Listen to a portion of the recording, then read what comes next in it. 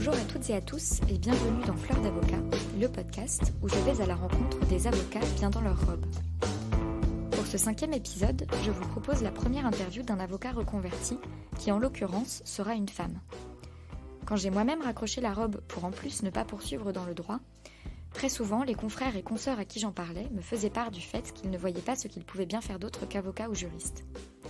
Personnellement, je trouve ça assez triste que beaucoup d'avocats aient si peu conscience de leurs compétences et de leurs capacités et de toutes les portes que les outils qu'ils manipulent sans même s'en rendre compte peuvent leur ouvrir.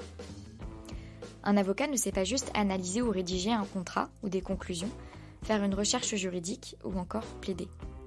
En réalité, un avocat saura plus généralement chercher et trouver une information, lire, analyser et exploiter un grand nombre de données, s'exprimer à l'oral comme à l'écrit de façon claire, ordonnée, logique et précise, gérer un dossier et donc un projet, anticiper les éventuels problèmes qui pourraient survenir, travailler en équipe et ou plein d'autres choses encore que je vous laisse définir en fonction de votre spécialité et de votre pratique personnelle.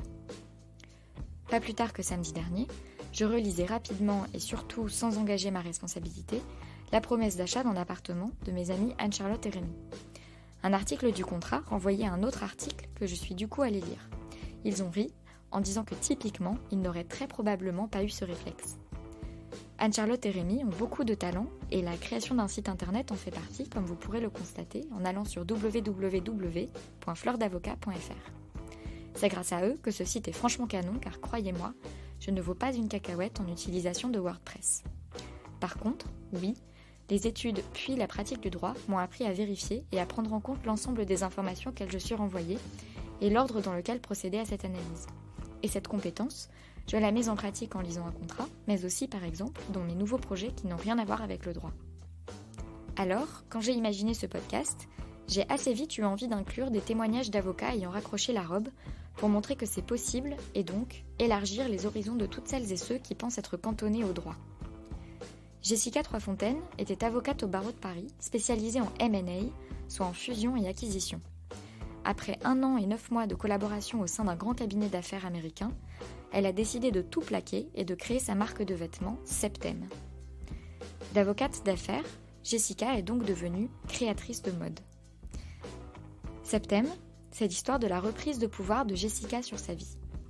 À son tour, avec Septem, Jessica fournit aux femmes un vestiaire dans lequel elles peuvent se sentir confiantes et fortes pour prendre ou reprendre le pouvoir. 2 petites choses avant de lancer l'interview. Jessica a comme moi fait la formation Fais le bilan calmement de Switch Collective pour l'aider à penser sa reconversion professionnelle. Nous en parlons un peu ensemble et je laisse en note de l'épisode un lien vers ce programme ainsi qu'un code de promotion pour celles et ceux qui souhaiteraient se lancer dans l'aventure Switch Collective, que personnellement, j'ai trouvé riche et bien pensé. Enfin, je vous attends lundi prochain, 3 décembre, pour la première édition des rencontres Fleurs d'avocats auditeurs. Valérie, Antoine, Zoé et Chloé, les invités des 4 premiers épisodes de Fleurs d'avocats, seront présents. Toutes les informations sont sur le site internet et n'oubliez pas de vous inscrire à l'événement Meetup. Sur ce, je vous souhaite une bonne écoute et surtout, prenez le pouvoir. Bonjour Jessica Troisfontaine. Bonjour. Merci d'être mon invitée sur Fleurs d'avocat. Avec grand plaisir. Donc raconte-moi un petit peu comment et pourquoi est-ce que tu es devenue avocate. J'ai cru comprendre que c'est quelque chose que tu as décrété très jeune. Ouais, exactement. Si on remonte à l'origine, effectivement, ça remonte à ce jour quand j'avais 12 ans où j'ai décrété que j'allais être avocate en droit des affaires internationales plus tard. Et à partir de là... Qu'est-ce que ça représentait pour toi ? Alors franchement, je me rappelle pas. Mais je pense que c'était extrêmement flou et que ça me paraissait hyper excitant. Je lisais ça en plus à New York, enfin ça on pourrait y revenir, mais je sais pas du tout honnêtement ce qui m'a pris. J'ai personne comme avocat dans ma famille. Voilà, je sais pas. Ça me paraissait être génial en tout cas. Tu sais que c'est très drôle parce que moi j'ai à peu près, vraiment la même chose. C'est-à-dire que vers 15-16 ans, je disais que je serais avocate. Mais vers 15-16 ans, on a l'impression qu'on a déjà plus une notion de ce que ça pourrait être. Ouais, peut-être, mais cela dit, moi aussi je partais dans des délires de je serais avocate internationale, mais qu'est-ce que ça voulait dire avocate internationale ? Enfin, c'est vraiment... C'est ça qui est drôle. Ouais. Et donc du coup, jusqu'à ce que je m'inscrive en droit, je me rappelle pas avoir voulu faire autre chose. J'ai toujours été très claire sur le fait que je voulais faire du droit et je pense que ça serait venu à l'idée de personne d'essayer de m'en détourner.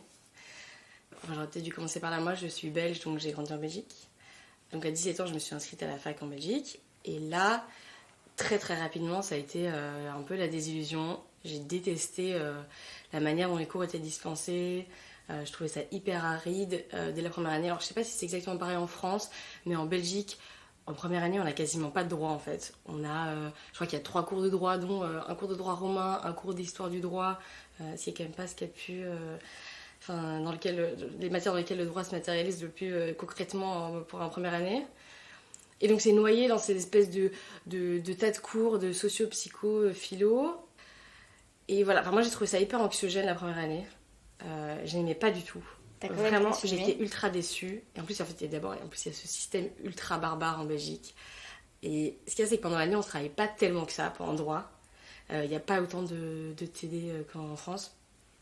Et en revanche, il y a ces 2-3 semaines avant les examens, qui s'appelle le blocus, qui est déjà le terme ultra imagé, où en fait les élèves restent chez eux, il n'y a pas cours, et ils restent chez eux à étudier du matin au soir pour essayer de faire rentrer le plus de matière en le moins de temps possible pour les examens. Et ça, c'était, mais quand je parle d'anxiogène, c'était extrêmement anxiogène, c'est-à-dire qu'on se flagellait, et t'avais cette espèce de truc entre nous où on s'envoyait des textos, genre, et toi t'es à la page combien, et toi t'es à la page combien, évidemment, en plus tout le monde mentait, donc on était ultra stressés si on était en retard. Puis moi, j'avais déjà ce côté hyper intello, première de la classe, donc assez rapidement, j'ai commencé à me lever à 5h30 du matin pour étudier à moitié dans le noir, enfin, voilà, moi j'ai vraiment très très mal vécu cette première année, et je sais pas, vers le milieu de l'année, j'ai dit à mes parents, non, mais en fait, je déteste, c'est pas du tout ça que je pensais que ça allait être, j'ai envie d'arrêter. Et là, mes parents m'ont dit, ben non, Jess, tu vas jusqu'au bout de ton année, tu passes tes examens, et après, tu feras ce que tu veux. Parce qu'après, eux m'avaient jamais posé pour que je fasse du droit, hein, donc c'est pas du tout un truc qui vient de mes parents. Donc j'ai dit, bon, ok, fair enough, je vais passer les examens. Évidemment, comme j'avais bien étudié comme un petit chinois pendant tous les blocus, j'ai bien réussi. Et en fait, là, ça a été un peu un schéma qui s'est reproduit pas mal par la suite. C'est le truc où j'aime pas. Et puis finalement, mais en fait, j'ai des bonnes notes. Mais en fait, finalement, j'aime bien, je pense. Mais c'est cool. En fait, si j'ai eu des bonnes notes, non, mais en fait, je vais continuer. Et donc, à partir du moment où j'ai reçu ces notes en fin d'année, j'aurais pu me dire, c'est bon, mes parents m'avaient dit jusque-là, finalement, j'aime toujours pas, j'arrête. Et en fait, je me suis dit, bon, en fait, je suis bonne là-dedans, je vais peut-être continuer. En fait, qu'est-ce que je ferais d'autre aussi? J'aime bien la mode, mais je vais quand même pas faire des études de stylisme, voilà. Je vais continuer. Et en fait, du coup, j'ai continué comme ça la deuxième, la troisième, mais plus à la cool, au sens où, en fait, pendant l'année, je devais pas faire grand-chose. Parce qu'en plus, il y avait une fille fantastique dans mon amphi qui mettait toutes ses notes en ligne pour tout le monde. Non, mais, enfin, par ailleurs, c'était une amie. Mais genre, c'était génial parce que du coup, personne n'allait en cours. T'avais ces notes qui étaient fabuleuses. Et puis, t'avais ce blocus où tu te flagellais pendant 3 semaines et c'était réglé, quoi. Donc, finalement, les 2-3e années, ça allait. Mais ça m'intéressait quand même vraiment pas, hein, toujours. Et puis, à la fin de la 3e année, un peu par hasard, j'ai discuté avec la petite fille de ma voisine qui était, elle, à Assas, en France. Et qui m'a parlé de ce master de droit des affaires et qui avait l'air fantastique parce qu'en fait en Belgique c'est quand même beaucoup moins spécialisé les masters. Et comme je savais déjà que je voulais absolument faire du M&A... Comment ça t'était venu? Comment tu t'étais précisé vers le M&A? Il n'y avait que ça. Moi, d'accord. Ça n'a jamais été la veuve et l'orphelin. Honnêtement, c'était... j'aimerais bien prétendre à ça, mais c'était pas ça. C'était vraiment, je voulais faire des FUSAC. Je sais pas, parce que peut-être que mon père est dans les affaires et donc c'est un truc qui potentiellement m'attirait. Je sais pas, en tout cas, il y avait vraiment que ça et rien d'autre. Alors que je pense que, a posteriori, j'aurais sans doute préféré... j'aurais sans doute, en tout cas, pu même m'épanouir dans un droit où il y aurait de la plaidoirie ou quoi. Mais bon. Je pense que c'est le cas de beaucoup. En tout cas, FUSAC. Voilà, en tout cas, à ce moment-là, c'était FUSAC. Donc j'ai candidaté un peu sans trop y croire au master d'Assas.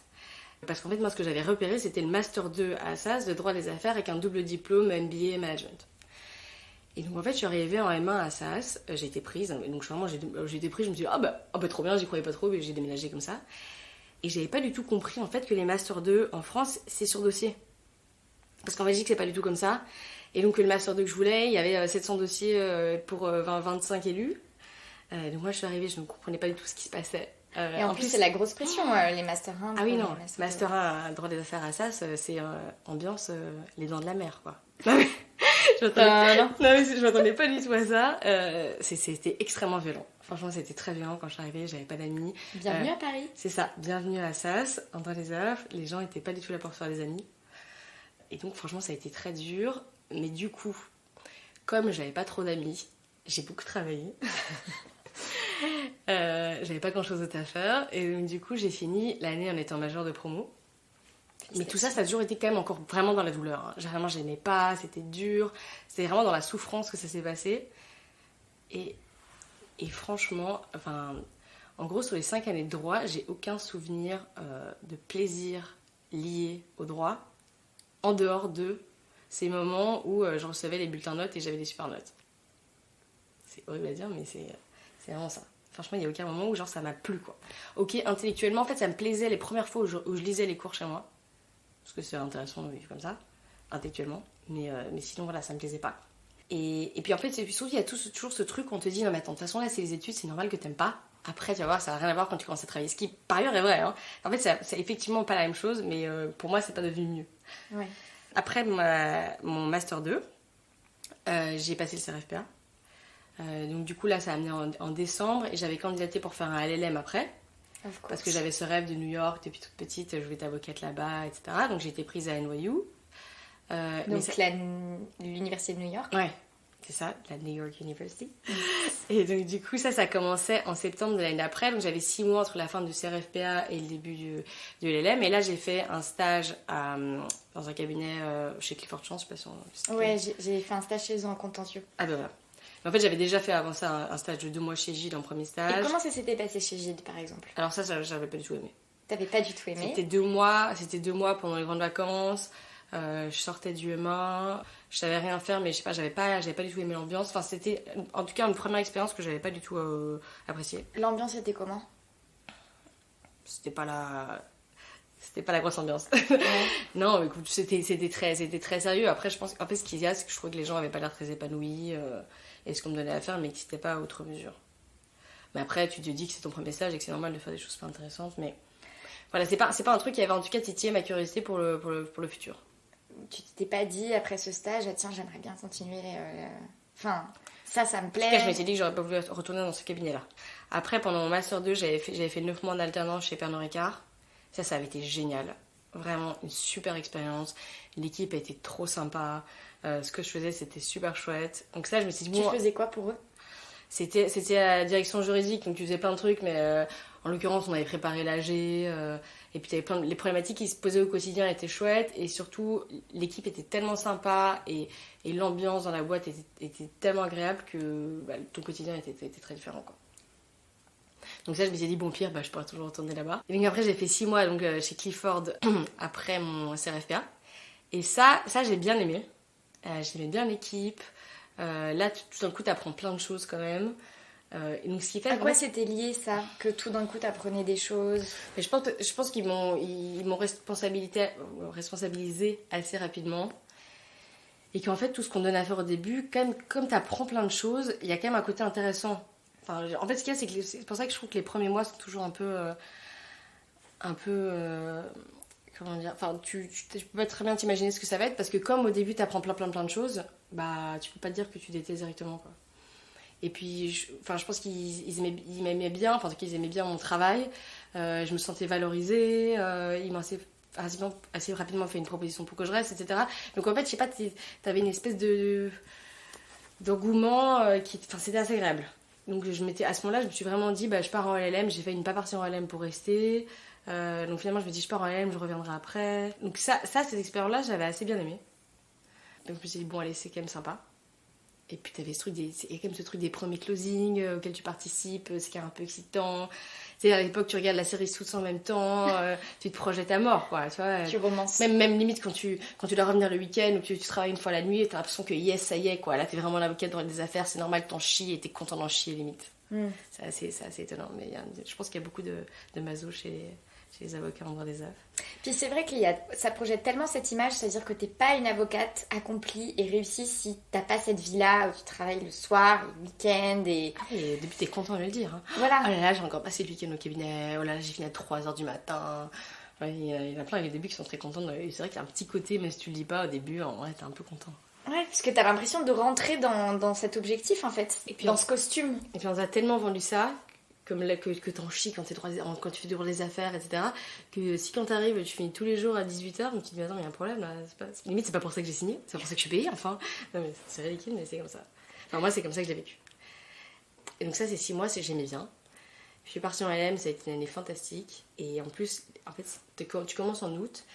Et ce qu'il y a, c'est que tous les cabinets américains à Paris envoient des associés en octobre-novembre pour te faire passer l'entretien, pour déjà venir te cueillir avant que tu rentres à Paris. Et voilà. Et donc là, en plus moi j'adorais passer l'entretien, donc là c'était genre, là j'étais au top, je passais tous les entretiens dans les cabinets, j'adorais, genre j'ai eu genre 6 offres de collab en décembre quand j'étais encore à New York, là je me disais mais alors là j'y suis, là vraiment je vivais mais le rêve à balle quoi, de Suits. Finalement là j'avais choisi de répondre favorablement à l'offre de Wild Child, parce que je les avais adorés en entretien. Enfin bref, donc j'étais ultra enthousiaste. Quand l'année à New York c'est fini, j'aurais pu rester via d'autres cabinets encore à New York. Et franchement, j'étais juste ultra contente de rentrer à Paris et de commencer à travailler chez Wild Child. Qu'est-ce que tu avais aimé lors de cet entretien, justement? Qu'est-ce qui t'avait séduite? Je sais pas, moi je marche vachement aussi à la relation aux personnes en fait. Et c'est aussi comme ça, mais je les avais trouvés ultra sympas. Et j'avais eu envie d'aller travailler avec eux, quoi. Parce qu'après, sur la matière, ils te vendent rien de plus que les autres cabinets. Hein. Tout le monde fait la même chose partout, je pense. Mais l'équipe m'avait l'air ultra sympa et je me suis dit, bah, en fait, c'est toujours l'idée que si tu vas travailler des heures et des heures, ce que tu sais que tu vas faire, autant que ce soit avec des gens sympas. Donc là, j'étais ultra emballée. Et donc, je suis rentrée à Paris, j'avais juste une hâte, c'était commencer à travailler pour eux. Et les premiers mois, franchement, ont été assez sympas. Après, moi, j'étais toujours ultra stressée, ultra perfectionniste, donc c'était toujours un peu dans la douleur que ça se faisait, mais j'ai ce côté un peu, ouais, maso, où, ok, ça se fait dans la douleur, mais au final, c'est pour avoir un super résultat, et donc je suis quand même contente. Mais une fois les premiers mois passés, j'apprends encore plein de trucs, et je suis stressée, machin, je sais pas si ce que mon travail plaît, machin. Une fois que ça s'est passé, et que juste, t'en as en fait un peu marre de passer tes week-ends là-bas, ou tes soirées là-bas, et que l'exaltation du début de pouvoir dire que t'étais à bosser jusqu'à 3h du matin, elle est bien passée, tu te retrouves et tu te dis, non mais attends, mais qu'est-ce que je fais là? Non mais, enfin, en fait j'aime pas ce que je fais. Enfin, une fois que... Mais t'as mis ça... Ça a mis un an et demi. Ouais, est-ce que t'arrives à un peu décomposer dans ta tête ce moment où le doute a commencé à s'instiller en toi et comment t'as fait tomber les dominos en fait? Non, en fait c'est un peu flou parce que si, il y a ce truc où comme t'es tellement... Enfin, moi, en tout cas moi, je vivais la chose de manière assez stressée et puis t'as un peu tout le temps la tête sous l'eau. T'as pas le temps, en fait, les semaines passent, t'as pas le temps, trop le temps de te poser des questions en fait. J'étais tellement focus sur mes dossiers et sur bien faire les choses, etc. que je me posais pas vraiment de questions au début. Et comment ça se passait avec l'équipe chez OL Ghostal du coup? Ah très bien. Enfin tout le monde était très content de moi, j'entendais bien avec tout le monde, c'était pas un enfer quoi. C'est ça qui est un peu bizarre mais... Et puis en fait il y a eu un moment où je me suis dit non mais vraiment en fait au bout d'un an je me suis dit vraiment non en fait je déteste. Je vais le dire à mon entretien de fin d'année. Et puis je suis arrivée à l'entretien et là on m'a dit vraiment Jessica on est hyper content de toi machin, on m'a donné le bonus maximum et donc là je suis sortie de là toute contente. Alors en fait c'est génial, en fait j'adore, c'est hyper cool, en fait je suis bonne dans ce que je fais et là c'était reparti pour un tour. Enfin bon ça c'était en décembre, finalement j'ai démissionné fin mai donc c'est reparti pour même pas 6 mois Mais du coup qu'est-ce qui s'est passé entre ces 6 mois? Mais je pense que c'est juste à un moment où ça devenait physique. Et en fait c'est plus en fait quand tu respires entre deux dossiers que tu commences à te dire non, attends mais en fait vraiment je déteste, enfin ce que je voulais dire c'est que vraiment pendant les dossiers t'as pas le temps de réfléchir et en fait c'est dès que t'as un petit moment où tu travailles moins que j'ai commencé à me poser des questions et là ça devenait physique, c'est à dire que dès que je recevais un mail ou qu'on m'appelait pour me donner un nouveau truc à faire ou que le vendredi soir on m'appelait pour me donner des choses à faire pour le lundi matin, ce qui au début me paraissait tout à fait supportable, là ça devenait vraiment insupportable quoi. Je le vivais hyper mal, j'avais envie de chialer quand on me donnait un truc, je me disais attends ça va pas du tout, tu peux pas continuer. Et t'en as parlé de ça, de tes difficultés par rapport au rythme? Pas du tout. Est-ce qu'à un moment tu t'es dit en fait c'est pas forcément la matière ou ce que je fais mais c'est juste aussi le rythme, l'environnement de travail. Enfin, pas l'environnement parce que c'est inhérent à la matière, quoi. Ouais. C'est ça que tu vois même pour les femmes en MNA, c'est que même quand elles ont des gosses et que tu te dis bah on va un peu moins les charger en fait. Finalement, je pense que c'est le rythme transactionnel qui veut ça. Et ok, peut-être qu'on n'est pas obligé de te foutre sur 3 dossiers à la fois qui sont à fond, mais c'est un truc qui est hyper difficile à prévoir déjà quand tu le mets sur les dossiers. Donc je pense que franchement, c'est inhérent à la matière. Donc oui, il y a des moments où, quand à un moment j'étais complètement sous l'eau et que là, voilà, je craquais un peu, quoi. Bah, non, franchement, là, il y a un associé qui m'avait amené des chargés de trucs. Mais franchement, non, c'est vrai que j'en ai pas parlé. Mais parce que, en fait, c'est le lot de tout le monde dans ces cabinets, quoi. Donc tu vas dire quoi, je travaille trop. Mais moi, c'était pas mon problème. Mon problème, c'était pas de trop de travailler. J'ai jamais eu de problème à beaucoup travailler, c'est juste que vraiment la matière, j'étais dégoûtée, quoi. Et je savais que je voulais pas faire ça de ma vie. Les gens au-dessus de moi, leur vie, c'était pas ce à quoi j'aspirais. Et donc à partir de là, c'était difficile de se projeter. Et donc, en fait, il y a un matin, en fait, j'avais passé un week-end de l'enfer où j'avais énormément travaillé. Puis il y a un dossier qui était lancé avec une process letter qui allait être diffusée à plein de gens, avec mon nom comme contact pour les prochains mois, pour plein de trucs hyper relous. Et là, je me suis dit, non, il faut que j'arrête la machine là et que je sorte tant que je peux encore. Et donc, un lundi matin, je suis allée à un cours de dynamo, comme j'y allais pas mal à l'époque. Et pendant le truc, je me suis dit, non mais... Enfin, c'est un peu inspirationnel comme sport, t'es dans le noir, ils te disent plein de choses. Donc c'est quoi la dynamo exactement? Dynamo, c'est un cours de cycling, mais c'est fantastique. En fait, t'es dans le noir pendant 45 minutes et tu pédales au son, enfin sur le rythme de musique assez entraînante et au son de la voix de coach qui te guide un peu. Mais enfin, ça paraît hyper... Tu rentres en c'est un peu une secte, mais non, franchement, c'est génial. Et ils ont un discours assez inspirationnel. Et en tout cas, ça en inspire vraiment plus d'un, de ce que je sais. Et moi, pendant le cours, je me suis vraiment dit, non, c'est bon, là maintenant ça suffit, tu peux démissionner, quoi. Donc je suis sortie de là, j'ai appelé mon père et j'ai dit, papa, je démissionne. Genre, j'ai pris la décision. Et je suis arrivée au cabinet et j'ai fait le tour de tous les bureaux des associés pour leur dire que je démissionnais. Mais là, c'était le plus beau jour de ma vie. Attends, je fais une pause. Est-ce que tu en avais déjà parlé à ton père? À tes parents? J'avais évoqué rapidement le truc, non mais j'en peux plus, je vais démissionner, etc. J'avais évoqué, mais je pense pas qu'ils se doutaient que ça arriverait aussi rapidement et que peut-être que c'était un peu des paroles en l'air, quoi. Et est-ce que t'avais dit je vais démissionner de ce cabinet ou est-ce que t'avais déjà évoqué le fait que c'était la robe carrément? En fait, non, alors déjà, ça faisait plusieurs mois que je pensais déjà à bouger de cabinet pour peut-être changer un peu là de pratique. Je m'étais amenée, j'avais passé l'entretien pour aller dans un cabinet qui faisait plus du M&A pour des startups. Mais après, je me suis dit, non, mais attends, en fait, c'est pas le problème de machin. En fait, j'ai envie d'être dans la startup, pas de faire du M&A pour la startup. Mais... Donc ça, ils savaient que je réfléchissais depuis longtemps. Mais après, non, ils ne se doutaient pas que ça allait être aussi radical et aussi rapide, je pense, de la même manière que quand je suis allée voir les associés pour leur dire que je partais, ils sont complètement tombés des nues, quoi. Personne ne se doutait que j'avais envie de partir. Parce que j'ai ce côté aussi bon élève, et où, voilà, et je marche aussi à la table dans le dos, et à félicitations Jessica, c'est très bien, donc je vais tout faire un peu bien pour pas faire plaisir, mais to please. Satisfaire.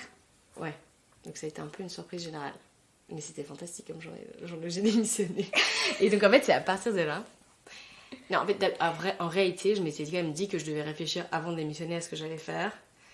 Mais quand j'ai vu que j'étais mise sur cet énorme dossier, qu'elle était un rouleau compresseur, t'avais pas le temps. Je me suis dit qu'en fait, j'aurais jamais le temps de me poser sur qu'est-ce que je pouvais faire d'autre. Donc je devais démissionner pour me dégager du temps pour pouvoir y réfléchir de manière posée. Et ça, je pense que c'est vrai. Ouais, je suis d'accord. Après, peut-être qu'il y a des pratiques qui permettent de réfléchir en parallèle. Ou en tout cas des cabinets dans lesquels on peut rentrer chez soi tôt et avoir la tête encore fraîche pour réfléchir.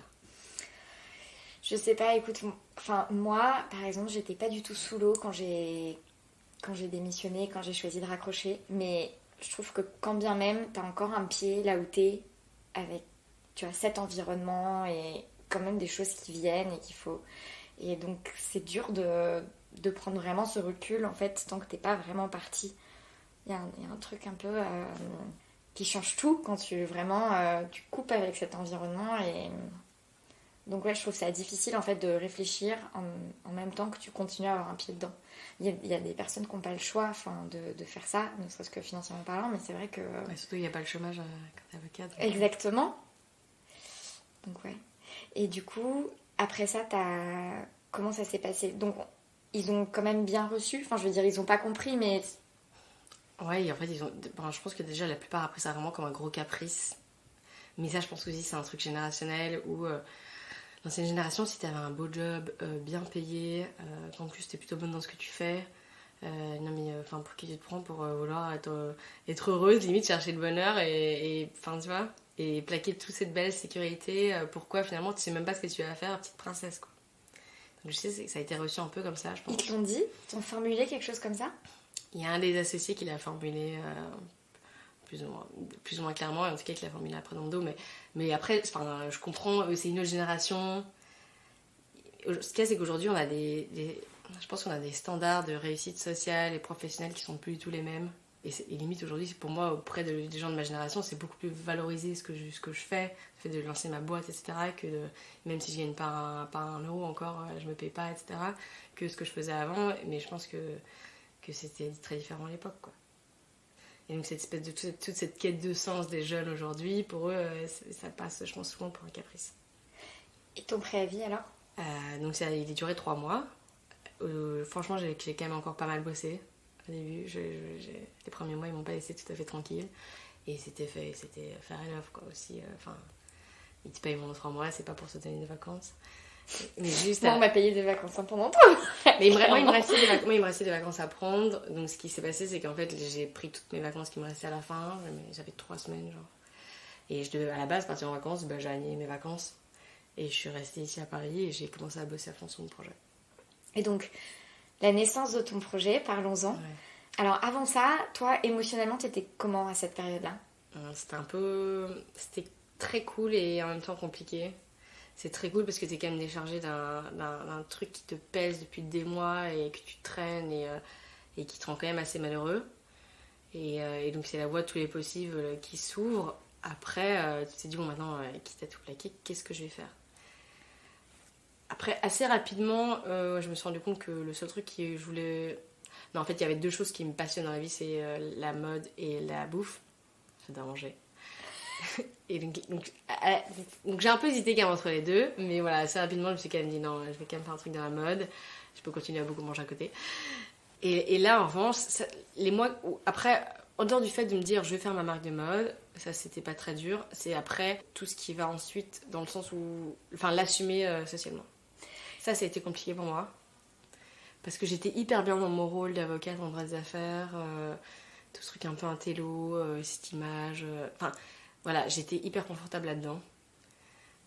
Commencer à dire que je lançais ma marque de mode, ça, franchement, j'ai mis hyper longtemps à l'assumer. Et même au début où j'ai lancé Septem, tous les premiers mois, vraiment, c'était super dur pour moi de l'assumer. Je rougissais, je savais pas comment me présenter. Quand on me donnait mon job, même à des trucs tout cons, genre, il faut donner son métier. Genre, je sais pas, chez gynéco, absurde. J'ai ça en tête parce que mon gynéco m'a demandé, et vous faites quoi comme métier? Je savais pas comment le formuler, quoi.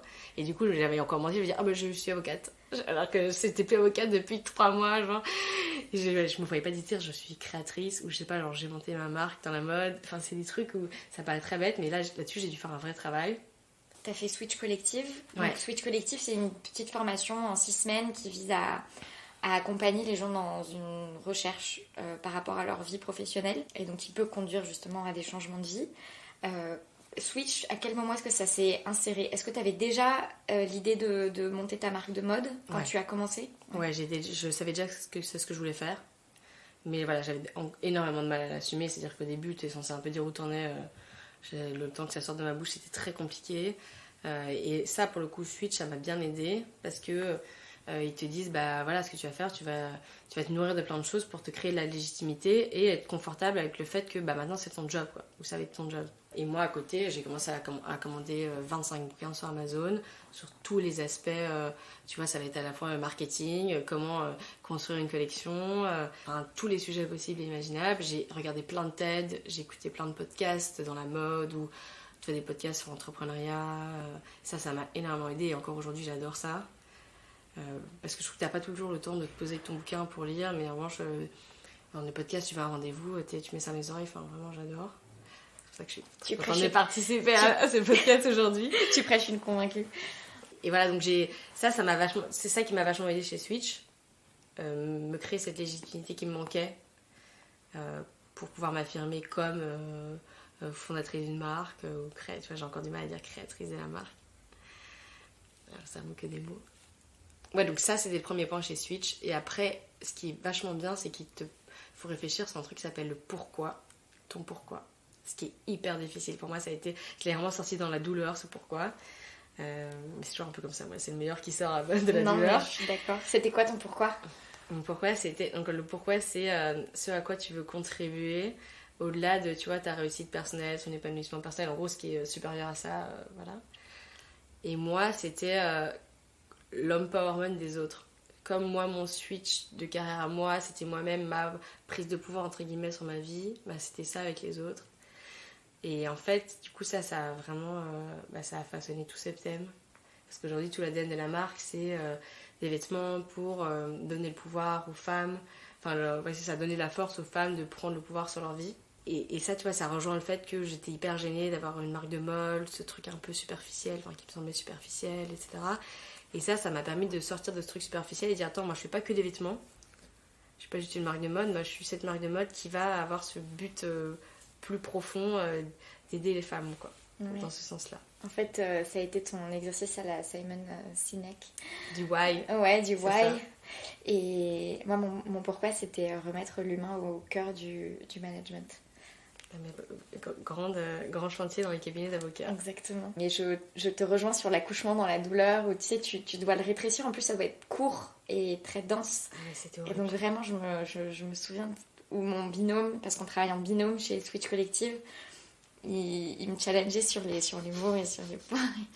Ah ouais, moi j'étais vraiment hyper stressée en sortant de ces... Je me sentais vraiment très mal en sortant de ces sessions, c'était... Mais c'est bien parce qu'on va trifouiller au plus profond de toi, quoi. Puis il y a des gens qui, je pense, naturellement se posent plein de questions sur vraiment dans la vie, ce qu'ils aiment, ce dans quoi ils peuvent être bons, ce dans quoi ils pourraient être bons, ce qui est important pour eux, etc. Et moi, c'était pas du tout mon cas, en fait. J'ai un tempérament très autruche, et si je veux pas voir un truc, je le vois pas, et j'y pense surtout pas. C'est une force pour certaines choses, et c'est voilà. Et c'est aussi une faiblesse, parce que c'est ce qui m'a fait faire toutes ces années de droit sans me poser plus de questions que ça. Mais donc c'est pour ça que pour moi, Switch a été ultra solitaire, parce qu'ils ils te font vraiment trifouiller là-dedans, et bah, ça se fait parfois dans la douleur, quoi, parce que t'as pas toujours envie de voir ces choses-là. Ouais, Switch, c'est un peu une initiation à l'analyse personnelle. Mais pas l'analyse psychoanalytique, plus vraiment l'analyse de fonctionnement, en fait, d'une personne. Ouais. Tes patterns, quoi, tes schémas.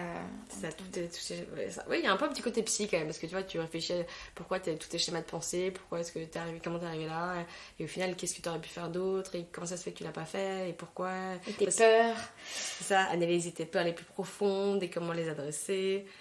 Non, mais enfin, c'est assez sérieux, quoi. C'est pas genre le bilan de compétences, un peu lambda, ou tous tes tests de personnalité, etc. C'est assez bien fait. Après, c'est à toi de t'en faire ce que tu veux en faire. Mais... Et on va revenir un peu sur Septem. Donc, tu crées cette marque en tant que créatrice de mode. Et donc, Septem, c'est une marque où tu présentes des collections qui sont sous forme de semainiers. Exactement. Et tu t'es beaucoup concentrée sur les combinaisons. Et dans ton langage, vraiment, tu présentes ces combinaisons comme donc quelque chose que tu veux pour l'empouvoirment des femmes. Depuis que j'ai entendu Adèle Van Rett dire l'empouvoirment, je me dis que c'est un mot autorisé dans la langue française. Oui, c'est joli, empouvoirment. Donc tu travailles autour de cette idée d'empouvoirment par les vêtements, et tu expliques que tu penses tes combinaisons comme à la fois des cocons et des armures. Et c'est difficile de pas se dire que cette envie-là pour ces vêtements n'est pas liée à comment est-ce que tu as vu le monde du travail jusqu'à maintenant par tes précédentes expériences. Alors complètement. Déjà, la combinaison à elle-même, moi, c'est un vêtement que j'adorais. Et clairement, c'est parti de mon expérience comme avocate, où plein de closing qui sont les moments un peu les plus stressants, en tout cas dans les vraies affaires. Enfin, déjà, c'est un peu l'aboutissement de plein de jours sans sommeil et voilà, et plein de stress. Et moi, je mettais hyper souvent des combis parce que je me sentais bien dedans, à l'aise, genre ça me donnait franchement de la force, même si ça paraît un peu ridicule comme ça. Et en même temps, voilà, ce côté mi-armure, mi-cocon, parce que la force de l'armure et en même temps le bien-être d'un cocon. Et moi, je voyais que vraiment, ça changeait ma journée, la manière dont je me sentais dans ce vêtement-là, alors que parfois, si je mettais une petite robe ou quoi, tu te sens pas du tout de la même manière, quoi. Mais est-ce que tu penses que c'est nécessaire d'avoir une armure pour aller au travail ? Mais moi, c'est pas que pour le travail, après mes vêtements. Moi, je pense que c'est pour affronter le monde aujourd'hui, quoi. Je suis désolée, le quotidien est violent. Après, il l'a toujours été. Mais, et le monde du travail, je suis pas sûre qu'il soit plus violent aujourd'hui qu'avant. J'en sais rien, j'étais pas là. Mais oui, le quotidien, il est violent. Après, c'est aussi des violences que parfois on s'impose nous-mêmes. Moi, le stress que je pouvais avoir, de vouloir absolument tout bien faire, etc. Je pense que bien sûr qu'il y a une part du stress qui vient de la hiérarchie, mais il y a aussi toute une série de choses qu'on s'inflige soi-même. Et si on peut s'en prémunir soi-même par ses vêtements, ça marche aussi. Non, mais cela dit, moi, je remets pas du tout en cause tes vêtements, mais même d'un point de vue... Enfin, quelque part, je trouve que ça se questionne de vivre dans un monde où aller au travail, ça requiert d'y aller avec une armure. alors que, enfin c'est drôle, je suis en train de lire Sapiens en ce moment, le fameux livre dont j'oublie toujours l'auteur. Et je viens juste de passer le chapitre où il explique que le monde n'a jamais été aussi peu violent en termes de violence, enfin de guerre et de violence en fait envers les personnes. Et donc on pourrait penser que... Violence physique du coup. Ouais, violence physique. Oui, on est dans les violences physiques. Et au contraire, il explique que maintenant, il y a plus de suicides que finalement que de violences physiques par autrui. Et donc, on pourrait se dire qu'on est finalement dans un monde où on pourrait écarter ça. Et on se retrouve à, maintenant, au lieu de mettre des armures pour aller au combat, on met des armures pour aller au travail. Ouais, je sais pas si j'ai un avis très, très pertinent à partager sur ce sujet-là, mais je sais pas. Après, moi, j'ai fait qu'un cabinet, honnêtement, donc je peux pas témoigner. T'en as fait 3 en réalité. Parce que t'as été en oui, mais stage après, aussi. honnêtement, mes associés, c'était pas des tyrans, hein. Donc, je peux pas dire. Oui, je trouve que le management n'est pas bon, que effectivement, il y a ce truc quand même où t'as l'impression que t'es obligé d'en chier, excuse-moi pour le terme, mais de travailler comme une bête et de dire amen à tout et d'être un petit esclave pour être considéré. Mais ça, c'est à notre génération de le changer, quoi. Et puis il y en a plein qui se complaisent un peu là-dedans aussi. Enfin, je pense que tout le monde a sa part de responsabilité et j'ai pas envie de dire mes associés étaient horribles, donc j'ai besoin de l'argent. Non, mais c'est pas, je sais que c'est pas ça que tu veux dire, mais mon point c'est ça, c'est que moi, le côté mi-cocon, mi-armure, c'est vraiment c'est par rapport à ce que la personne ressent elle-même, c'est pas en opposition à une violence extérieure qu'il faudrait combattre. Donc en fait, dans ton cas, c'était vraiment plus une violence que tu t'infligeais. Bon, après, elle sort pas de nulle part, hein. Je pense qu'il y a, comme je disais, il y a un management qui est quand même pas très bon, quoi. Et toi, par exemple, ce management qui était pas bon dans ces cabinets, est-ce qu'il y a des grandes choses que tu déplorais en fait? Ouais, bah... Après, il y a des manières de faire, tu vois, les appels le vendredi soir, le dimanche matin, ou les fausses urgences en permanence, on te fait travailler tout le temps, on te fait annuler des trucs, des dîners, des week-ends, alors que franchement, au final, tu te rends compte que 9 fois sur 10, il n'y avait pas vraiment d'urgence. Il y a une façon parfois de se transmettre son stress qui est pas toujours... mais après, ça, c'est de l'humain, c'est pas l'organisme, mais... Et puis, t'es quand même peu félicité. Après, peut-être que j'ai trop ce truc où j'ai besoin d'avoir la petite tape dans le dos pour avancer et qu'on me dise bravo Jessica, c'est très bien ce que t'as fait. Mais c'est quand même un métier un peu ingrat, celui d'avocat, où tu dois toujours tout faire très bien et si tout va très bien, on te dit jamais félicitations ou que merci c'était bien. Mais en revanche, la moindre erreur, le moindre grain de sable dans le rouage, c'est un peu la catastrophe et tu te fais un peu maltraiter autant par tes clients parce qu'en fait ils payent très cher, donc ils attendent un service irréprochable et souvent ils te parlent pas souvent ils te parlent pas bien. Et certains associés de l'ancienne génération qui quand même perpétuent ce management à la dure où on va surtout pas être trop sympa avec toi et tu sais pourquoi t'as signé et pourquoi t'es très bien payé, quoi. Et du coup, Septem, donc ces combinaisons, ces armures, et vraiment ce que je trouve intéressant, c'est que tu déclines, enfin vraiment ce pourquoi, tu l'infuses dans tout ce que tu fais. Non mais au moins l'identité de ta marque est hyper claire, c'est cohérent. Tu fais tout feu tout flamme avec plein de collaborations, et d'ailleurs ça me fait penser à ton t-shirt tout feu tout flamme que tu as sorti récemment. Tu as plusieurs collaborations, tu as fait des sacs avec une marque de maroquinerie. J'ai fait des chemises avec une marque qui fait des chemises. J'ai fait des bijoux là, avec une marque de bijoux. Et donc sur le col des chemises, il y a intuition Septem. Féminine ou le slogan Septem, prenez le pouvoir. Pareil sur le sac. Ouais. Ben, en fait, ce qu'il y a, c'est que donc Septem, pour les auditeurs, ça veut dire 7 en latin. Et sur le principe que mes collections sont, comme tu l'as dit, des semainiers avec une combinaison pour chacun des 7 jours de la semaine, avec tu vois, la combinaison lundi qui va être hyper workwear, mercredi aussi, enfin mardi aussi, et puis après au fur et à mesure qu'on glisse vers le week-end on peut avoir quelque chose de plus casual, etc. Et le truc c'est que depuis le début je suis toute seule dedans et donc je peux pas non plus créer des énormes collections directement et avoir tout le temps des nouveautés comme aujourd'hui le consommateur le veut. Et donc en fait ces collaborations, c'est des trucs que j'ai trouvé assez rapidement pour étoffer mon offre, proposer des produits que moi je peux pas proposer directement, mais dont j'avais envie pour accessoiriser mes tenues. Typiquement, moi, les sacs, je pouvais pas commencer à créer une ligne de maroquinerie Septem directement, même si à terme, c'est vraiment ce dont j'ai hyper envie. Mais parce que tu peux pas tout faire quand t'es seule et tout faire bien. Et toi, là, j'avais rencontré cette fille par hasard par Instagram qui est adorable et qui fait des sacs mais avec d'une qualité mais géniale. Elle s'appelle Alice de AW Atelier. Donc on s'est rencontrés, ça a super bien matché, on s'est dit bah tiens on va faire des sacs ensemble quoi. Et après même chose pour Charlotte de Modord qui fait des chemises, même chose on s'est super entendu, on s'est dit bah on va faire ça et moi je pouvais pas faire des chemises alors que ça marche hyper bien avec ma clientèle parce que j'ai quand même beaucoup d'anciennes avocates, de filles qui travaillent dans des banques d'affaires etc. Donc ça se mettait bien. Enfin voilà donc en fait franchement c'est le fruit de plein de rencontres mais avec au final l'idée que voilà créer un univers Septem cohérent avec à la base moi c'est les combis.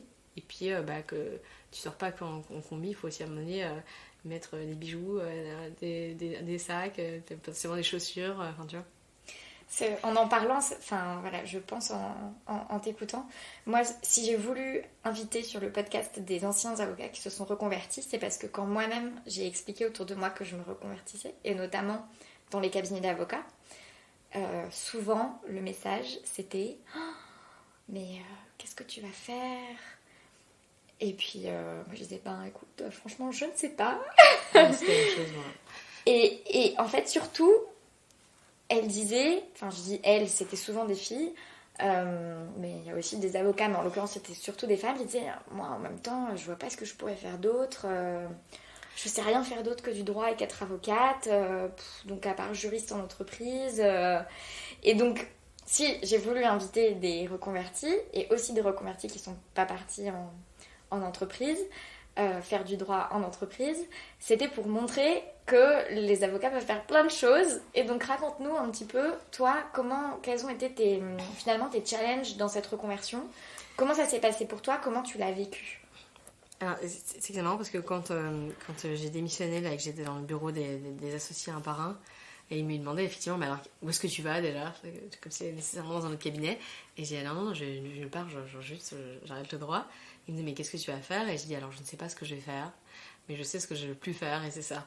Et c'est marrant ce que tu dis parce qu'effectivement, moi là aujourd'hui je reçois vraiment beaucoup de messages de filles qui font du droit et qui me disent je me reconnais vachement dans ton parcours et moi aussi j'ai envie d'arrêter mais un j'ose pas et deux je vois pas très bien ce que je ferais d'autre comme exactement tu viens de le dire.